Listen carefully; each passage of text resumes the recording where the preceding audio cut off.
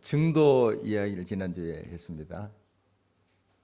어디 증도에 가보신 분 계신가요? 손을 들어서 한번 좀 펴보시죠. 안 계시네요. 증도 처음 들어오시나요? 지난주에 제가 소개한 동네인데 어디 다녀오셨어요? 이상 예. 예? 처음 들어봤어요? 예. 처음 예, 뭐 한번 가볼 만한 곳이다 제가 소개를 했는데요. 어, 그 우리 교회 증도에 대한 책이 있더라고요, 교육실에.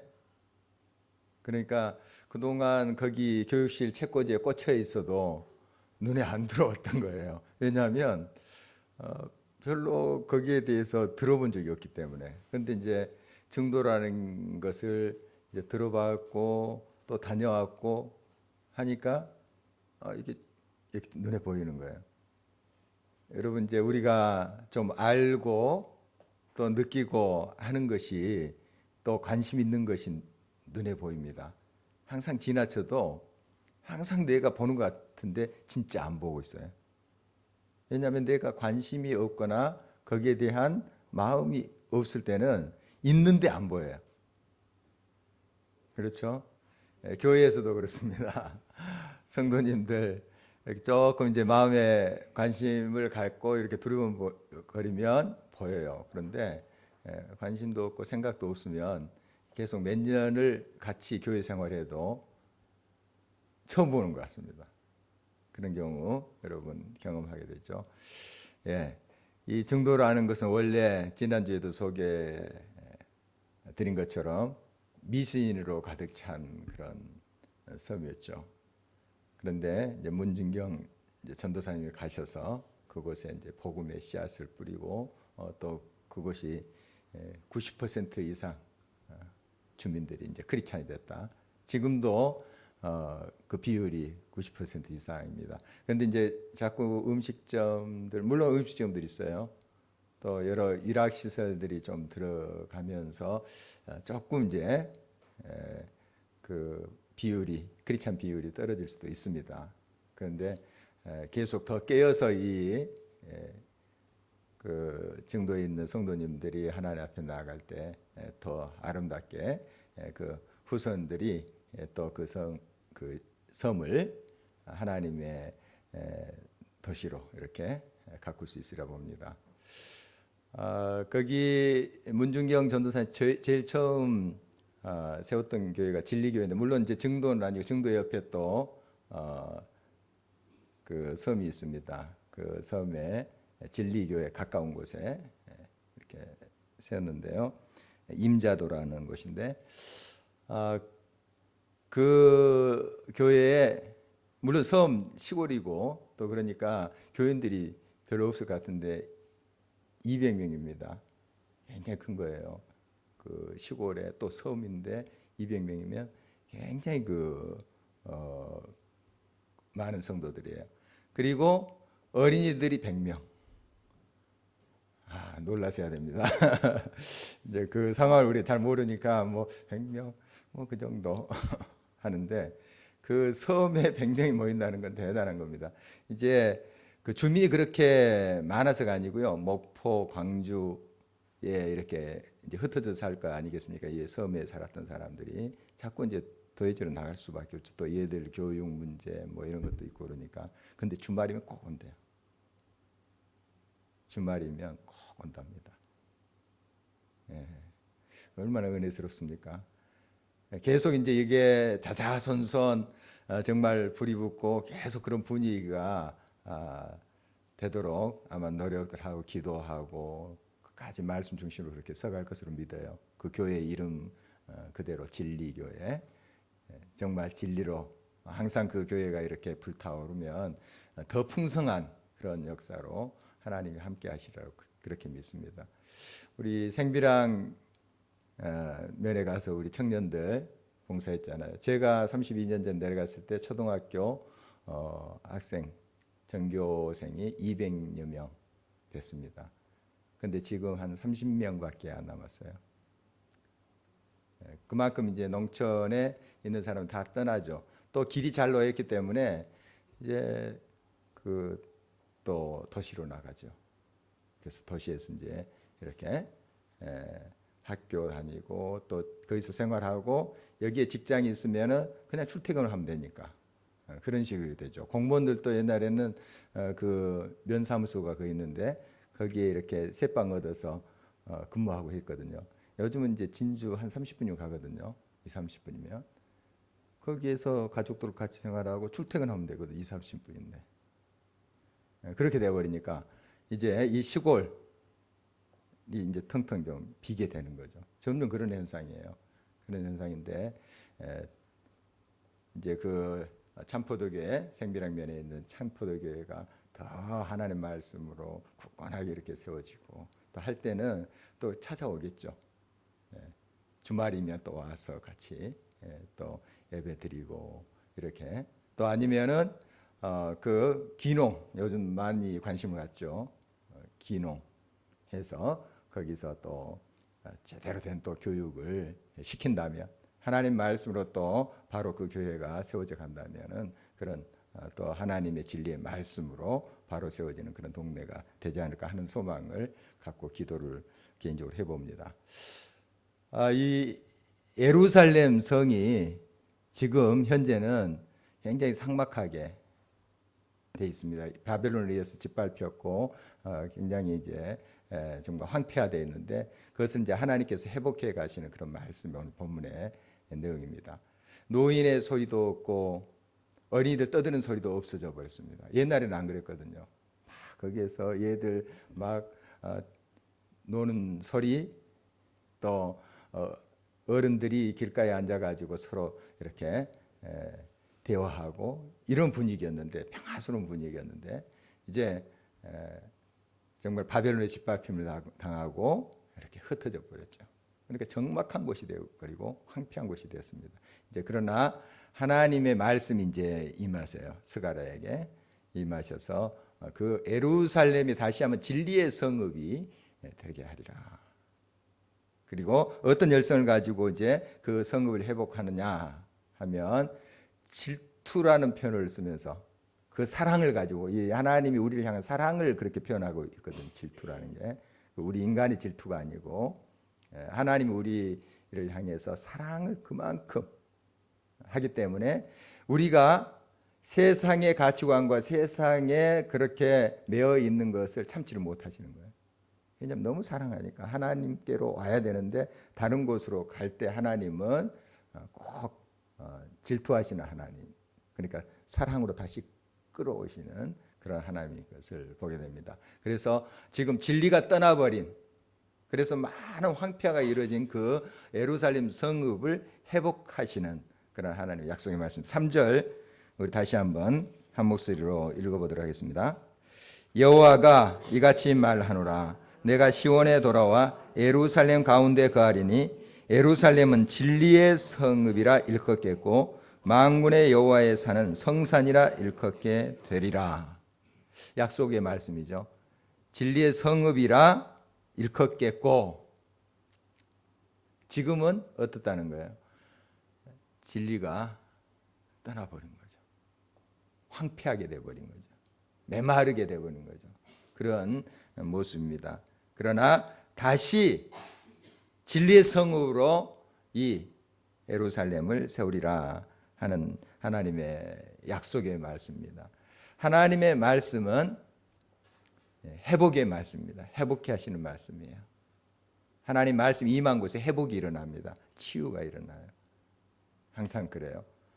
말씀이 없으면 치유된 것 같은데 근본적인 치유가 안 되는 겁니다. 하나님의 생명의 말씀이 있는 곳에 가정의 회복이 있고 교회 공동체 회복이 있어요.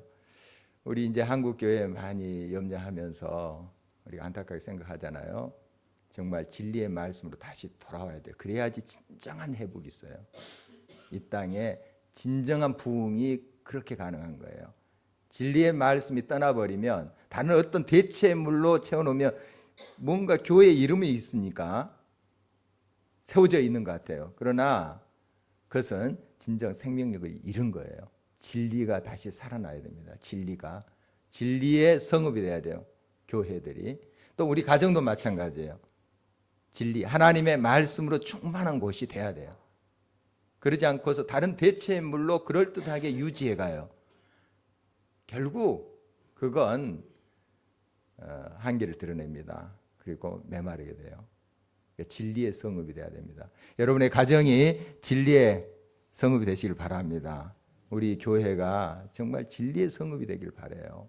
그래야만이 우리를 통해서 주변의 많은 사람들도 진리 가운데 살려내는 것 아니겠습니까? 예루살렘 지금 노인도 없어지고 어린아이도 없어져 버리고 황폐해져 버렸습니다. 무엇이 떠났기 때문이에요? 진리가 떠났기 때문에.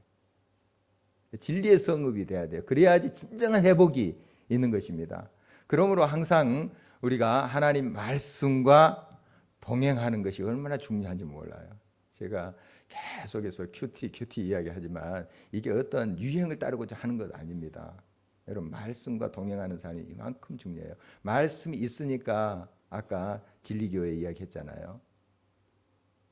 정말 그렇게 노인들이 있고 또 어린이들이 웃음소리가 있고 뛰노는 소리가 있고 그렇게 되는 거예요. 말씀이 있기 때문이지 그 어떤 것이 그것을 중심 잡지 못해요. 뭐 하루 이틀 한 해 두 해 지탱할 수 있죠. 어떤 프로그램을 통해서. 그러나 금방 바닥납니다. 제가 이제 우리 동기 모임 가끔씩 이야기하는데요. 586 개띠입니다. 그 유명한 586 개띠 신대원 동기 모임인데 이 모임 이제 부부 모임으로 2달에 한 번꼴로 모여요. 그리고 1년에 한 번 이제 총회도 하고 하는데 이번에도 이제 정도로 그 총회를 간 팀이 바로 이 모임이에요. 이 모임인데 이 모임이 우리 이제 신대원 82기인데요. 장신대. 여러 우리가 학교 다닐 때 그 서클들이 있었어요. 동아리들이. 그리고 그룹들이 있었습니다. 또 몇 년생 모임, 뭐 그 동기들 나이가 비슷한 그런 동기들 모임들이 있었어요. 그런데 우리만 지금 사실 살아남았거든요. 왜 이렇게 계속적으로 지금 졸업한 지 25, 6년이 됐는데 학교 다닐 때까지 포함하면은 더 되죠. 28년 정도 되나요? 이렇게 되는데 이게 한 번도 그치지 않고 계속 여기까지 이어진 거예요. 계속. 그리고 그 먼 데까지 그냥 모임이 있다면 가는 거예요. 부산에 모임이 있다면 부산까지 가는 거예요. 왔다 갔다 하는 시간이 더 많이 걸려요. 거기에 머무는 시간보다. 또 대구에서 친구들이 또 올라와요. 여기 서울서 모임이 있다면. 와요. 왜 이러는가? 우리는 꼭 그 교회마다 동기 교회마다 가서 예배를 드립니다. 목사님들이 참 예배 많이 드리잖아요. 새벽 기도회, 수요 기도회, 또 신방 예배 뭐 하면 예배 많이 드려요. 그래서 뭐 특별히 이렇게 모임, 동기 모임 할 때 뭐 예배 드리고 그거 좀 생략하자 이런 식으로 갈 수 있어요. 목사님들이 예배 아주 좋아할 것 같지만 좋아해요. 좋아하지만은 많이 드리니까 또 많이 드리는데 또 동기 모임 해가지고 또 예배 드린다. 좀 이렇게 이제 생각할 수 있어요. 그러나 꼭 예배 드립니다. 꼭. 그리고 되도록 뭐 우리가 이제 부부 모이니까요. 한 20 몇 명 정도 돼요. 한 번씩 모이면. 되는데 본당에서 마이크 켜놓고 여기서 예배드려요. 그냥 간단히 예배드리고 뭐 해치우식으로 그게 아니고 그 동기교회를 축복하고 같이 기도하고. 그래서 이 모임이 왜 이렇게 살아남았을까? 뭐 다른 팀도 열심히 또 봉사하고 또 신실한 그런 주의 종들 아니겠습니까? 그런데 왜 유독 580 개티 모임이 살아남았을까? 예배다. 우리 결론이에요. 뭐 다른 거 특별한 거 없거든요. 다 모이면 그 동기들 또 같이 친교하고 또 나누고 다 비슷하지 않습니까? 친교 모임인데요. 그런데 이 예배다. 여기에 이제 말씀을 또 한 사람이 또 증거하고 우리가 이제 돌아가면서 하는 거지만 같이 또 서로 기도 제목 놓고 기도하고 이게 하나님의 진리의 말씀을 중심으로 해서 우리가 서가니까 계속 이것이 유지된다. 그게 우리의 고백입니다. 여러분, 하나님의 말씀이 항상 있어야 됩니다. 항상 말씀이 살아 있어야 돼요. 살아 있어야 돼요. 형식이 아니라 해치우식이 아니고. 우리가 이제 요즘은 이제 좀 그런 것들이 잘 안 보이는데요. 무슨 원래 하면은 앞에 1부 경건회, 2부 회의 이런 식으로 해 왔었어요. 요즘도 이제 간단히 뭐 기도하고 시작하든지 뭐 이런 식으로 진행되는데 1부 경건회, 2부 회의 뭐 이런 식으로 쭉 전통적으로 교회에서 해 왔거든요. 그런데 앞에 경건회 좀 형식적으로 하는 경우가 많습니다. 형식적으로 하고 본론은 이제 회의 이런 식으로. 어째 전통으로 이제 예배는 드려야 되기 때문에 예배하는데 형식적이에요. 다 그렇다는 것이 아니고 그런 식으로 흘러가는 경우가 많습니다. 그게 아니에요. 항상 예배, 말씀, 진리의 말씀이 충만한 그것이 먼저예요. 그런 가운데 그런 분위기에서 서로 의논하고 하는 거죠. 항상 진리가 충만한 모든 모임들, 공동체가 되길 바랍니다. 여러분 가정부터가 그렇게 되길 바라요. 이거예요. 그것이 먼저 가고 그 다음에 그 다음 것이 따라와야 된다 하는 것입니다.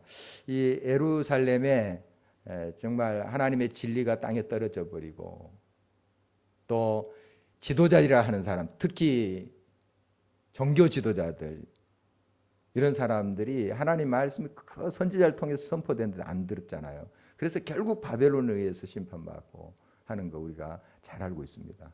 그러니까 진리를 도외시하고 또 진리에 대해서 너무 가볍게 생각하고 이렇게 하다 보니까 결국 어떻게 돼요? 노인들의 담화 소리가 없어져 버리고 어린이 뛰는 소리가 없어져 버려요. 결론적으로 그렇게 되는 거예요. 그리고 황폐해져 버리는 거예요. 근본적인 것을 회복해야 됩니다. 근본적인 거 우리 가정에 진리의 말씀이 잘 살아 있을 수 있도록 그렇게 해야 됩니다. 날마다 그러므로 우리가 큐티한다는 거 참 중요해요. 오늘 또 교역자의 회의에서 제가 교사들 꼭 큐티 체크하라. 제가 이제 교역자들 한 달에 한 번씩 체크하거든요. 그렇게 해라.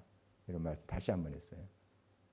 꼭 걷어서 매일 성경 걷어가지고 제가 이제 간단하게 우리 교육자들 이렇게 코멘트를 하거든요. 간단히 그렇게 꼭 하시라. 다시 한번 이야기했어요. 정말 이게 어떤 유행을 따라 하란 말이 아니에요.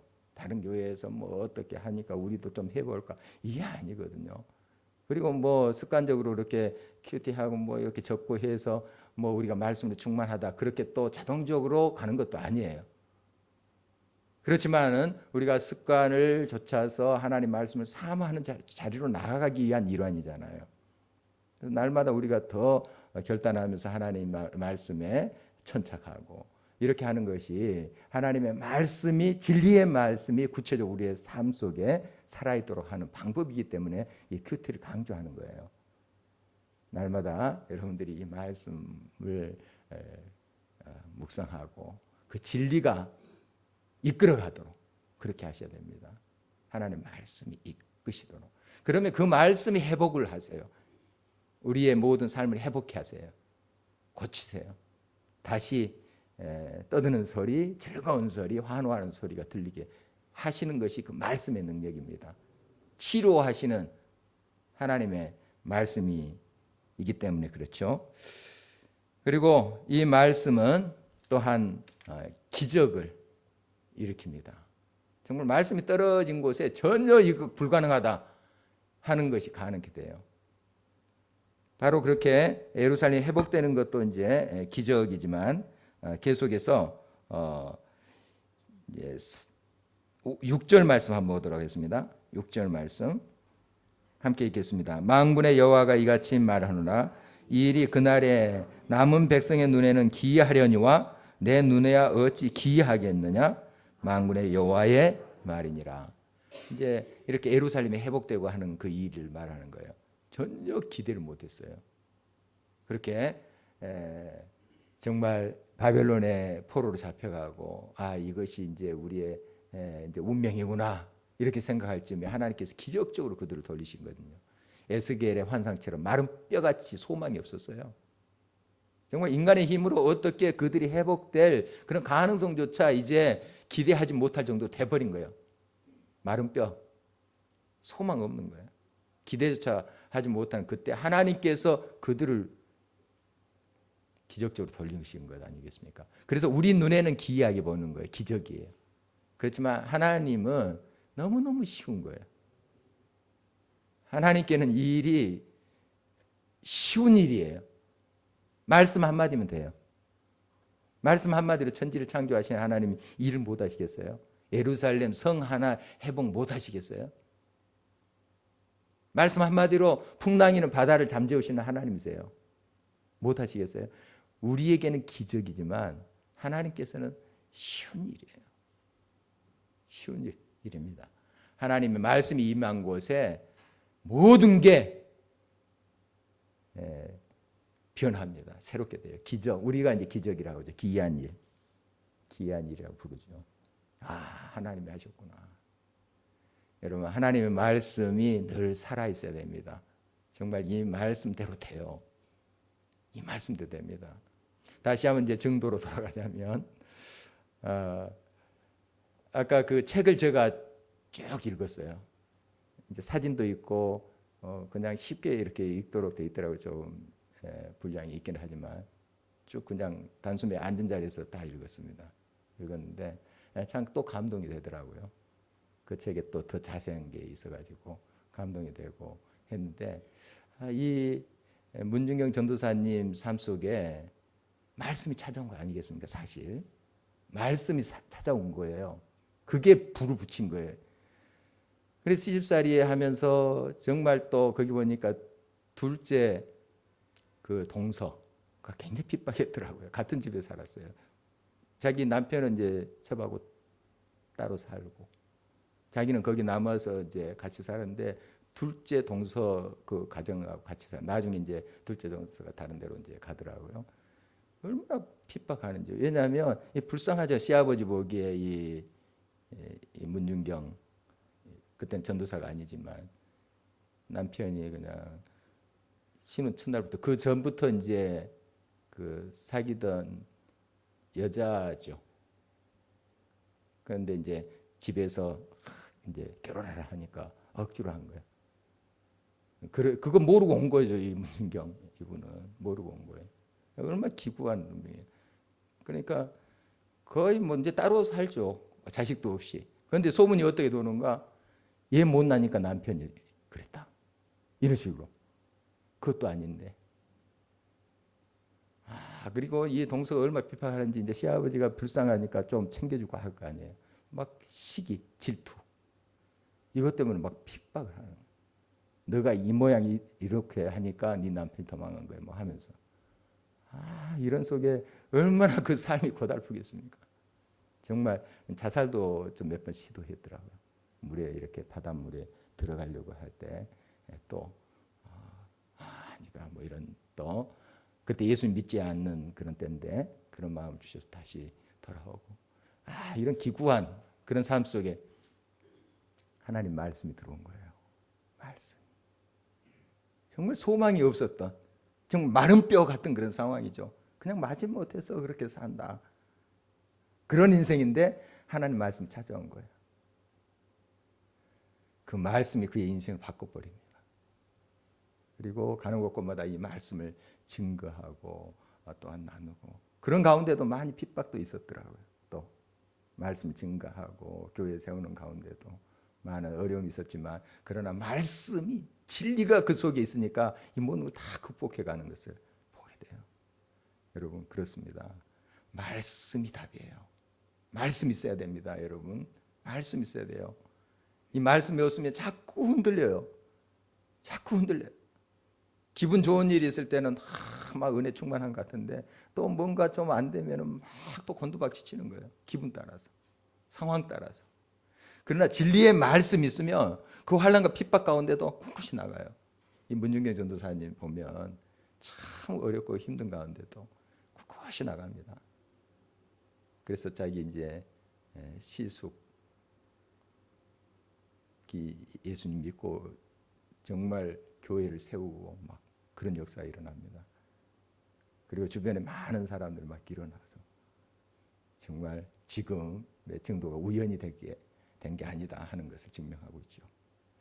여러분, 하나님의 말씀, 진리의 말씀이 늘 삶 속에 가득하기를 주의 이름으로 축원합니다. 이 진리의 말씀 늘 사랑하기를 바랍니다. 이 가을에 이제 가을 왔지 않습니까? 뭐 독서의 계절 뭐 이렇게 많이 들었을 건데 서가 뭐가 되겠습니까? 성서가 됐으면 좋겠어요. 여러 책들 좋아요. 또 은혜스러운 책들 좋습니다. 무엇보다도 하나님 말씀, 성경, 성서. 여러분 좀 더 사랑하시고 진리가 살아있도록 해야 됩니다. 지식에서 머리에서 가슴으로 오도록 정말 기도하면서 할 때 이 말씀이 삶을 변화시켜요. 진짜 변화시키고 막 동네를 변화시키고 그래요. 막 그 증거들이 그 현장이 바로 증도지 않습니까? 또 저기 우리 산청군 생비향면 그쪽에도 우리가 현장을 보고 왔잖아요. 청년들이. 여러분 정말 진리의 말씀이 늘 살아있도록 하는 저와 여러분 되시기를 간절히 바랍니다. 우리 계속해서 성경의 파노라마 보도록 하겠습니다. 신구약 중간기 마지막 부분 오늘 살펴보도록 하겠습니다.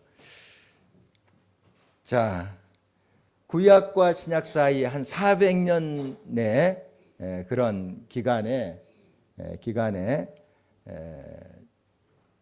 그 선지자가 침묵합니다. 그래서 침묵기라고도 하는데 그 말라기 선지자 이후에 선지자가 나타나지 않고 이제 400년 후에 세례 요한이 나타나서 이제 하나님 말씀 선포하는 걸 보게 됩니다. 그 사이 400년을 침묵기, 신구약, 중간시대 이렇게 이야기를 하죠. 그래서 말라기서 별은 다윗의 별, 구약을 이제 의미하는 겁니다. 구약 시대, 십자가는 신약 시대 이렇게 지금 상징적으로 이제 표시를 해놓은 거예요. 이렇게 마태복음 사이에 400년의 그런 텀이 있습니다. 이때 하나님은 역사하고 계시지 않으셨나? 침묵기라고 하니까 그렇지 않아요. 하나님은 다 준비하고 계시는 분이에요. 예수님 오심을 준비하고 계신 거예요. 하나님은 이 침묵기 기간도 역사하고 계십니다. 우리 인생 역사 속에 개입하셔서 함께 하시는 그런 분이시죠. 역사적인 배경들, 제국들의 변화가 있었습니다. 그 변화들을 이제 지도로 한번 다시 좀 정리해 보죠. 살펴보도록 하겠습니다. 먼저 이제 북쪽 이스라엘은 아수르라는 나라에 의해서 주전 722년에 멸망합니다. 이 아수르는 한 300년 정도 지탱해요. 우리 2조 500년이라 하잖아요. 그것보다 더 작게 한 300년 정도 아수르 제국이 그 모든 일대를 장악합니다. 장악하는데 이 아수르가 북쪽 이스라엘 멸망시키죠. 그리고 남쪽 유다는 아수르가 침공을 하지만 다 물리쳐요. 그러니까 여러분들이 그 남북으로 갈라졌던 분열왕국 시대 아시죠? 솔로몬 왕국 이후에 북쪽 이스라엘, 남쪽 유다. 우리나라 지금 남북으로 갈라지듯이 이렇게 돼 있었는데 북쪽이 먼저 멸망해요. 그러니까 10지파로 구성된 이스라엘의 12지파 중에 10지파로 구성된 북쪽이 먼저 멸망해요. 남쪽 유다는 베냐민 지파라 이렇게 있죠. 그래서 유다 지파가 더 세력이 강하기 때문에 또 다윗의 지파이기 때문에 유다라고 그렇게 그냥 나라 이름을 붙였다는 거 아시죠? 북쪽 이스라엘의 10지파, 이스라엘 12지파 중에 10지파가 멸망해요. 아수르에서. 그래서 아수르가 지배하는 때에 북쪽 이스라엘이 이방민들하고 피가 섞여요. 또 하나님 믿는 신앙도 많이 혼합돼요. 그래서 여러분 교재에는 그 129 139쪽에 139쪽이군요. 유대인들과 이방인들을 통혼시켜 사마리안이라고 이렇게 됐다는데 유대인이 아니고 유대인은 여기 밑에 유다 사람들이고 이스라엘 사람, 북쪽 이스라엘 사람들과 통혼한 거예요. 그러니까 북쪽 이스라엘 사람들과 이방인들하고 통혼해서 피가 섞인 거죠. 그 사람들이 사마리아인들이죠. 제가 몇 번 좀 설명을 드렸습니다만은, 예. 그래서 나중에 남쪽 유다 사람들이 자기들은 신앙의 정통성을 지켰다 해서 이 혼합된 열지파가 피가 섞였잖아요. 이스라엘 열지파. 그 사람들은 사마리아를 부른 거예요. 그러니까 너희들하고 우리 달라. 우리 유대인들은 유다 지파들은 신앙의 정통성을 지켰고 피가 섞이지 않았어. 뭐 이렇게 주장하죠. 지금 이스라엘 이제 나라 형성하고 있죠. 이 사람들 아주 순수한 유대 사람들이 아닙니다. 다 섞였어요. 그래서 노랑머리도 있고 막 그런 거 여러분 보시죠. 예, 다 섞였습니다. 지금. 그리고 철저히 뭐 유다 백성이다, 난 유대인이다 하는 사람, 뭐 순수한 그런 핏줄에 있는 사람 많지 않을 거예요. 어떻든 이렇게 이제 그 당시에 아수르 제국의 그런 점령 또 세력 하에서 이 사마리아인들이 생겨났다 하는 걸 이제 볼 수 있고, 아수르 제국은 어디에 의해서 또 멸망을 당하나요? 바벨론. 바벨론 제국. 지금 이제 이라크 쪽이죠. 이라크. 바벨론 제국이 이제 점령합니다. 이 세계 역사는 이래요. 계속 뭐 천년 만년 이렇게 지속될 것 같지만은 그렇지 않아요. 이 바벨론 제국은 신바벨론입니다. 옛날 그 바벨론이 아니라 신흥 바벨론 제국, 신바벨론 제국 느부갓네살 왕이 이제 초대 왕이죠. 이 신바벨론 제국은 이제 남쪽 유다를 멸망시켜요. 결국 주전 586년에 남쪽 유다를 점령해서 포로로 잡아갑니다. 그래서 이제 바벨론 포로로 잡혀간 사람들이 남쪽 사람들이에요. 유다 사람들, 유대라고 하는 남쪽 사람들 잡아간 거예요. 그리고 그들이 돌아와서 다시 예루살렘을 세우고 해요. 유대 사람들이. 아까 사마리아 사람들 말고 막 피가 섞인 그런 사람들 말고 이제 정통성을 지켰다 이렇게 주장하는 유다 사람들이 예루살렘을 중건하는 것을 보게 됩니다. 이 바벨론 제국 정말 또 얼마나 그들이 세계를 호령하고 떵떵거렸습니까?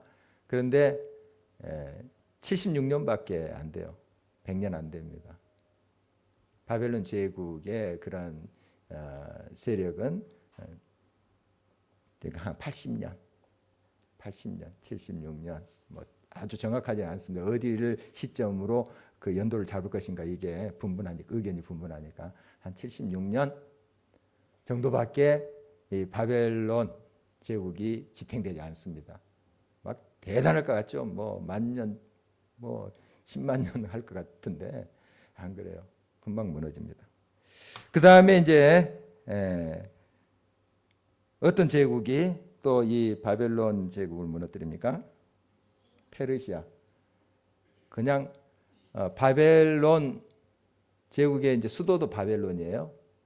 바벨론 제국에 그냥 무혈 입성합니다.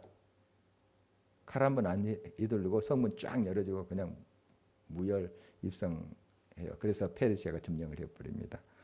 페르시아 제국. 지금 뭐 이제 좀 이란의 뿌리라고 볼 수 있죠. 이란의 뿌리라고 볼 수 있는데, 어쨌든 이 페르시아 제국이 점령을 하고 페르시아 고레스 왕이 이제 초대 왕인데 고레스 왕 때 이제 유다 사람들 바벨론 포로로 잡혀왔던 유다 사람들 가서 너희들 나라를 재건해라 이렇게 한 거죠.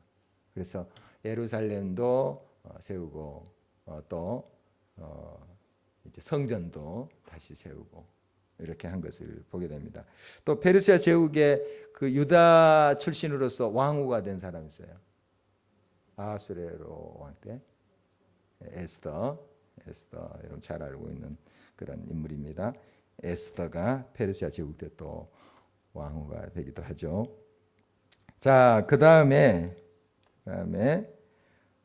이 페르시아 제국은 또 어디에 의해서 멸망됐죠? 그리스, 헬라죠, 헬라. 헬라 제국 한 150년 지탱합니다. 헬라 제국. 누가 생각나요? 어떤 왕이 생각나요? 헬라. 알렉산더 대왕. 예. 이때 이제 참 그 길지 않는 제국의 그 연한입니다. 156년 정도 되는데 150년. 이때 굉장한 그 문화의 꽃이 핍니다. 헬라 문화, 헬레니즘, 그리고 철학. 헬레니즘 철학, 헬라 철학 여러분 많이 들으셨죠? 이분법. 예. 그 특히 영적인 것, 영혼은 순수하고 육적인 것은 아주 악하다.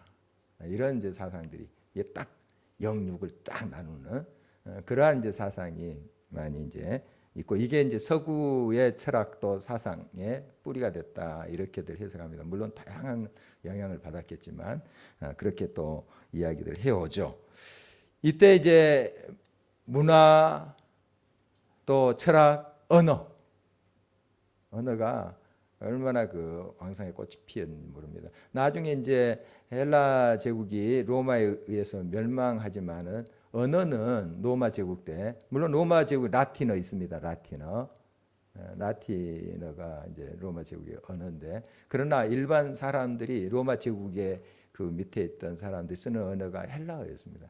헬라어도 이제 서민들이 쓰는 코이네라고 하는 이제 고급 헬라가 있었고, 이제 서민들이 쓰는 이제 코이네 서민 언어가 있었죠. 우리 신약 성경은 바로 이 서민들이 쓰는 이 헬라어입니다. 고급 그런 헬라가 아니고, 그러니까 서민들이 더 이렇게 쉽게 접할 수 있도록 그렇게 써졌던 것을 보게 됩니다. 헬라 문화. 이제 로마에 의해서 결국 멸망하게 돼요. 그리스 제국도. 이 로마의 그런 통치 아래서 기독교가 이제 생겨난 거죠. 로마가 통치하면서 그 당시에 또 예수님이 또 이 땅에 육신으로 오시고 로마의 그 세력으로 세상이 덮여져 있을 때 그때 오신 것을 보게 됩니다. 그 로마가 이제 구가했던 게 이제 로마의 평화다, 팍스 로마나 해서 로마의 평화다 하는 것인데, 이제 겉으로 보면 굉장히 평화스럽게 보였어요. 왜냐하면 치안이 잘 됐거든요. 로마 군인들이 그 당시 영국까지 왔습니다. 영국 그 가보면 특히 이제 그 바스라고 하는 곳에 가면 지금도 그 도로가 남아 있어요. 로마인들이 깔아놓은 도로가. 그럴 정도로 목욕탕이 있고 로마인들이 만들어 놓은 목욕탕이 있고 다 그래요. 영국까지 왔어요. 얼마나 세력이 대단합니까? 그 섬나라까지 왔다는 것. 그런 정도로 대단했습니다. 그리고 모든 길은 로마로 통한다. 진짜 길을 막 닦아놨어요.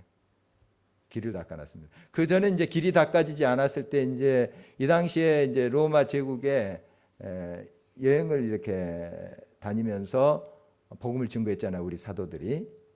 또 예수 믿는 사람들이 또 왔다 갔다 하면서 복음을 그렇게 증거했어요. 그런데 길이 안 뚫어졌다면 그렇게 빨리 이동할 수가 없죠. 물론 배로도 이렇게 갈 수도 있지만 이제 육로를 통해서 그렇게 길이 잘 닦여져서 오히려 이제 군사적으로 로마가 그 길을 만들어 놨지만 그 길을 통해서 복음이 더 증거될 수 있었다. 또 치안의 유지 이런 것 때문에 오히려 이제 또 감시를 받을 수도 있었으나 크리스찬들이 또 비교적 그걸 이용해서 더 복음을 증가할 수 있었다. 또 헬라어를 사용해서 또 그것으로 이제 언어가 안 통하면 좀 이렇게 복음 증가하기 쉽지 않아요. 손짓발짓 하면서 또 이렇게 해야 되는데 언어가 통하니까요. 그래서 더 효과적으로 복음을 증가할 수가 있었다. 이렇게 볼 수가 있습니다. 그래서 오히려 그 로마가 폭압해서 그런 로마의 평화를 억압하게 해서 너희도 조용히 해. 잔말하면 친다. 이렇게 해서 그렇게 평화를 만들어 놨지만 오히려 이것을 하나님께서 이용하신 거죠. 그래서 복음이 더 확산되도록 하는 그 하나님의 역사를 우리가 볼 수가 있습니다. 그리고 이 로마 시대 때의 사내들인, 그러니까 우리나라 말하면 의회, 공회라고 하죠. 공회를 만들었는데 만들도록 허락해 줬어요. 이 로마가 그런 이제 정치를 했죠. 쭉 지배하지만은 거기에 너희들끼리 또 하라 하는 그런 여지를 줬어요. 그래서 사내들인이라고 의회가 있습니다. 물론 로마의 감시를 받아요. 코치를 다 받습니다만은, 그러나 유대 사회에 스스로 이제 풀어갈 일들은 너희들이 해라. 이렇게 하는 그 회의가 사내들인 공회죠. 이 어떻게 구성하는가? 12지파였는데 각 지파마다 이제 7명씩 6명인가요? 6명씩 이제 하면은 70 몇 명이 되나요? 곱해놓은 게 지금 내 눈에 안 보이는데 자, 이렇게 됐는데 70명이라고 이제 합니다. 보통 70명. 70명. 그 정도로 이제 구성이 된 사내들이 있었고, 자, 이 당시에 이제 로마 제국 시대 때, 신구약 중간 시대, 이때가 헬라 시대, 아까 우리가 봤던 헬라 시대, 그리고 로마 시대, 그때가 신구약 중간 시대가 거기에 이제 걸쳐 있는 건데, 이때 이제 생겨난 게 이 사내들인, 그 다음에 분파가 생겨났습니다. 분파가 여러분이 잘 또 알고 있는 분파인데, 자, 유대교면 바리새인, 헤롯당, 또 에세네파, 열심당, 서기관, 사두개인. 사두개인, 바리새인은 많이 들어봤죠. 사두개인들은 좀 어떤 계층인가? 상위 계층, 돈 많고 부활 믿지 않습니다. 로마에 많이 결탁되어 있었습니다. 로마의 권력에. 그리고 이 당시에 이제 제사장들은 원래 아론의 자손들이 제사장인데 이게 다 무너졌어요. 매간매직이 심했습니다. 돈 주며 살 수 있는 그런 아주 엉터리 같은 제사장들이 많이 세워졌죠. 그래서 그들이 제대로 된 것이 아니었기 때문에 또 많이 문제를 더 발생하게 했던 것을 보게 됩니다. 이 사두개인들은 합리주의자들이죠. 그리고 권력이 있으니까 뭐 부활이라든지 이런 거 믿지 않았죠.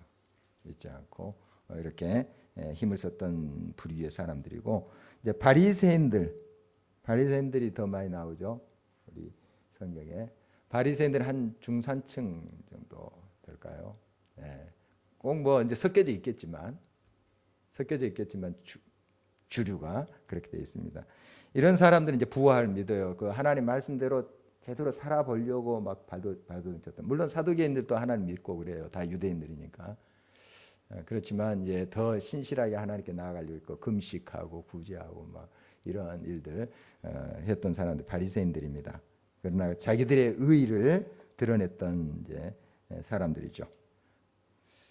그 다음에 헤롯당. 헤롯당은 이제 로마가 이렇게 그 꼭두가시처럼 세워놓은 그 왕입니다. 왕이에요. 이런 사람들 있었는데, 물론 자기들의 좀 권한이 좀 있겠습니다만 결국 로마의 그러한 손아귀 잡혀 있었던 그런 사람들입니다. 여기에 이제 또 충성한 사람들도 있었겠죠. 빌붙어서. 그 다음에 에세네파. 이 사람들은 이 세상 다 썩었다. 그래서 이제 저 쿰난 공동체 들어봤습니까? 그 광야로 나갑니다. 해서 금식하고 또 금욕적인 삶을 살았던 그런 사람들. 세상 등지고 십자가 봅니다. 뭐 이런 이제 태도죠. 예. 그럼 물론 이런 것들이 또 필요합니다만은 우리는 교회가 세상 중앙에 있잖아요. 세상 속으로 나갑니다. 거기서 빛을 발하고 소금을 발해야 되죠. 이렇게만 회피하고 해서는 안 되겠죠. 예, 그런 이제 우리만이 깨끗하다 하는 그러한 또 이들의 교만이 있기도 했었어요. 물론 순수함도 있었고 다 그런 건 아니니까. 예, 그렇지만 또 영적인 교만함이 너희들은 다 썩었어. 다 썩었어. 이제 우리가 이제 순수함을 지켜가자 하는 좋은 면도 있고 그것이 과할 때 또 영적 교만함까지 갈 수 있는 그러한 부류의 사람들 에스네파 열심당 독립투사들이 모인 그런 그룹입니다. 왜냐하면 로마가 지금 지배하고 있기 때문에 어떻게든 이 국권을 회복해야 된다 하는 생각을 갖고 있었죠. 그래서 열심당원들, 그 다음에 서기관들, 전통을 중요시했던 그런 사람들. 물론 이제 바리새인 중에 이제 서기관들이 많이 있죠. 이게 겹치기도 하죠. 그런데 이런 분파들이 바로 이 신구약 중간 시대에 생긴 거예요. 이런 분파들이. 그래서 그게 이제 성경에 신약 성경에 보면 이런 이제 파들이 나타난 것을 보게 됩니다. 그리고 잠깐 이제 중간계 문헌들을 우리가 살펴볼 텐데요. 중간계 문헌들. 여러분 외경이라고 이제 들어보셨을 거예요. 외경. 성경의 정경은 66권. 우리가 가지고 있는 성경, 정경. 캐논이라고 하면 캐논. 잣대라는 뜻인데 잣대. 이 정경이 있고 외경이라는 게 있는데 한 15가지로 실려져 있습니다.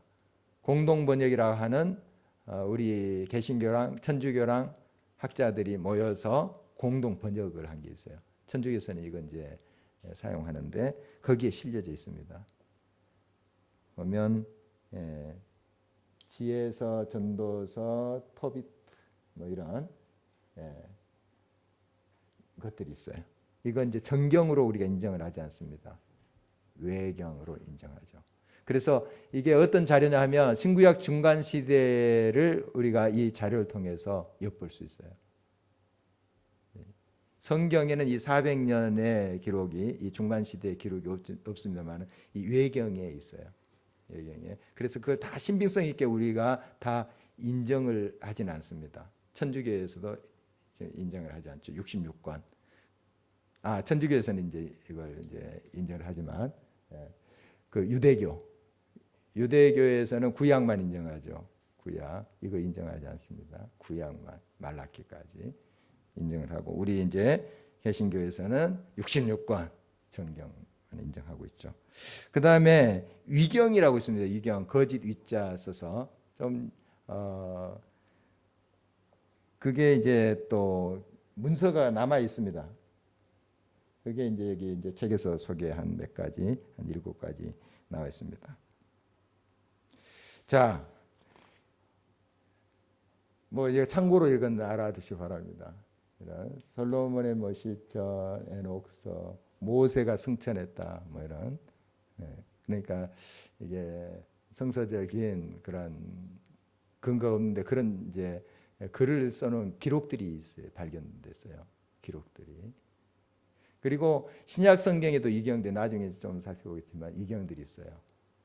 신약 성경. 그래서 이게 이제 성경의 복음에 입각하지 않는 그런 기록들이 있을 수 있잖아요. 뭐 소설 쓸 수도 있고 그 당시에 그런 것들이 문서들이 발견될 수 있잖아요.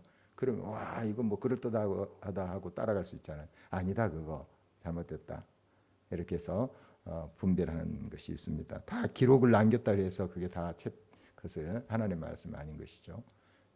하나님은 하나님 또 뭐 교회 이야기하지만 다 하나님 말씀이 아니듯. 그래서 유경이 있다는 것입니다. 이런 문서들이 있는데 이제 이런 걸 근거로 해서 막 소설들이 나와요. 뭐 예수님에 대해서 이상한 소리 하는 소설들. 여러분 그거 너무 호기심 갖고 거기에 빠져들어서는 안 돼요. 분별해야 됩니다. 성경 우리들이 주신 66권 성경의 하나님 말씀 있습니다. 그걸 가지고 다 분별할 수 있어야 돼요. 이상한 소설책들이 있어요. 막 예수와 석가모니가 뭐 대화했다, 뭐 이런 이상한 것들 있잖아요. 예. 여러분 잘 분별할 수 있어야 됩니다. 이 신구약 중간 시대에 바로 하나님께서 이 땅의 구원의 역사를 예비하시고 준비하셨다는 거예요. 뭐든지 하나님의 역사는 준비가 선행됩니다. 준비가 선행돼요. 모세의 예를 이 책에서 들고 있는데, 모세가 40년 동안 사역하잖아요. 이제 백성들 인도하고 광야에서 이렇게 하는 40년의 사역을 하는데, 그걸 위해서 80년의 그 40년의 사역의 2배의 준비가 있었다. 뭐 이런 이야기 하고 있습니다. 준비가 필요하죠. 우리 예수님의 이 땅의 사역을 위해서, 뭐 공생의 사역을 위해서 30년을 준비했다. 뭐 이런 건데, 사실 만세 전부터 예수님 준비하신 거예요. 하나님은. 어떻든 준비 없이 되는 일이 없습니다. 항상 우리가 무슨 일을 사역을 하든지 기도로 준비하고 성실함 준비할 때 하나님께서 그곳에 친히 역사하신 것을 경험하게 됩니다. 오늘 이 신구약 중간 시대 좀 바삐 살펴봤는데요. 우리가 정말 이러한 시대 속에서 하나님의 손길을 바라보게 됩니다. 하나님이 준비하신 손길 바라보게 되고, 그 준비하심 따라서 또 결론적으로 이 땅 속에서 하나님의 역사하심을 우리가 보게 되는 것이죠. 우리 함께 기도하도록 하겠습니다.